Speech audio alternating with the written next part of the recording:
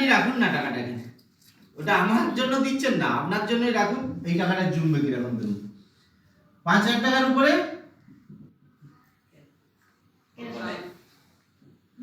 ধরুন 100, ওই এমআরপি হিসেবেই আপনি রাখুন না টাকাটাকে, ওটা আমার জন্য দিচ্ছেন না, আপনার জন্যই রাখুন। এই টাকাটা জমবে কিরকম ধরুন 5,000 টাকার উপরে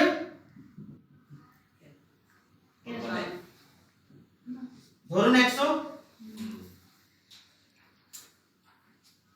ধরে নিন 100। এই 5,000 টাকা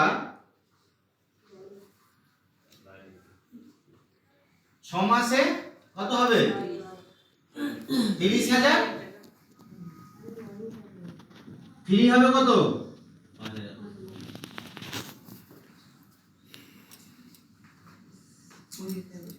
হলো তো?